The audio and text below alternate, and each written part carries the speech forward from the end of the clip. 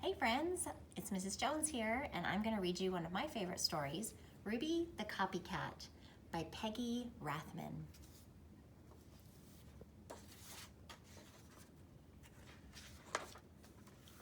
Monday was Ruby's first day in Mrs. Hart's class. Class, this is Ruby, announced Miss Hart. Ruby, you may use the empty desk behind Angela. Angela is the girl with the pretty red bow in her hair. Angela smiled at Ruby. Ruby smiled at Angela's bow and tiptoed to her seat.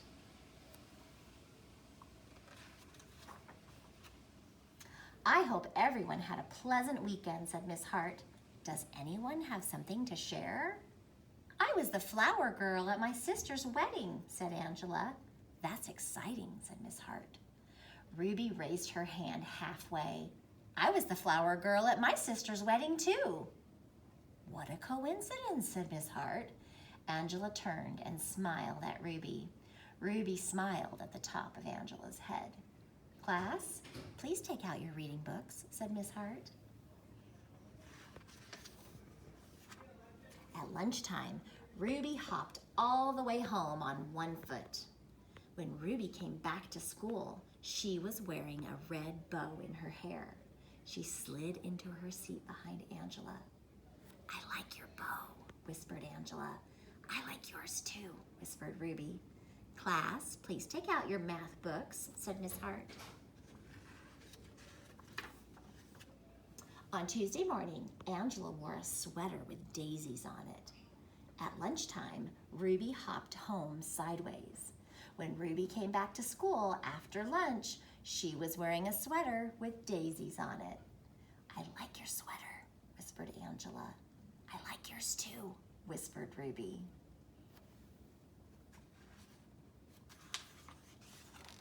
On Wednesday, Angela wore a hand-painted t-shirt with matching sneakers.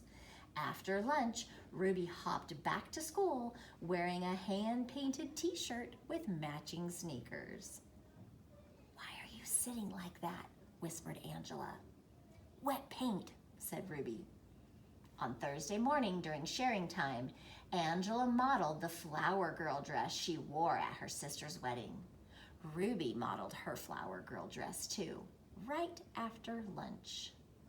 Angela didn't whisper anything.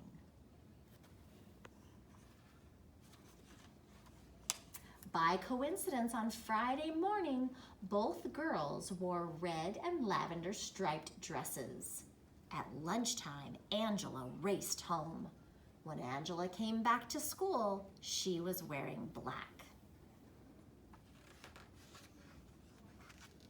On Friday afternoon, Miss Hart asked everyone to write a short poem. Who would like to read first? Asked Miss Hart. Angela raised her hand. She stood by her desk and read, I had a cat I could not see because it stayed in back of me. It was a very loyal pet. It's sad we never really met. That was very good, said Miss Hart. Now, who's next? Miss Hart looked around the room. Ruby? Ruby stood and recited slowly.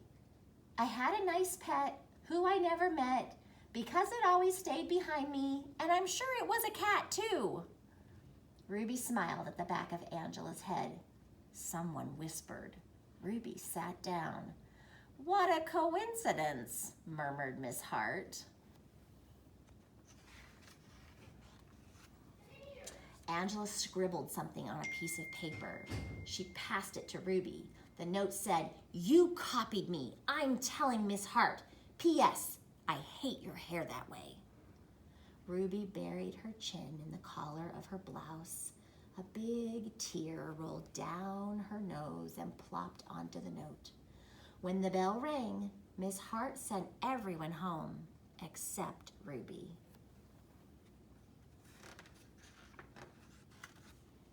Miss Hart closed the door of the schoolroom and sat on the edge of Ruby's desk. Ruby, dear, she said gently, you don't need to copy everything Angela does. You can be anything you want to be, but be Ruby first. I like Ruby. Miss Hart smiled at Ruby. Ruby smiled at Miss Hart's beautiful polished fingernails. Have a nice weekend, said Miss Hart. Have a nice weekend, said Ruby.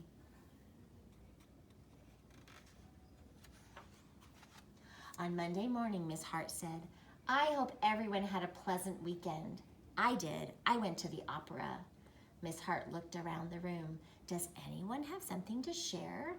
Ruby waved her hand. Glued to every finger was a pink plastic fingernail. I went to the opera too, said Ruby. She did not, whispered Angela. Miss Hart folded her hands and looked very serious. Ruby dear, said Miss Hart gently, did you do anything else this weekend?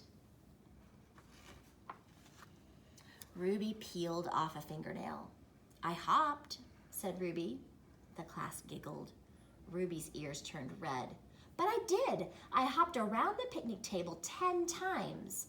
Ruby looked around the room. Watch. Ruby sprang from her desk. She hopped forward. She hopped backwards. She hopped sideways with both eyes shut. The class cheered and clapped their hands to the beat of Ruby's feet. Ruby was the best hopper they had ever seen. Mrs. Hart turned on the tape player and said, follow the leader, do the Ruby hop. So Ruby led the class around the room while everyone copied her. And at noon, Ruby and Angela hopped home for lunch. The end.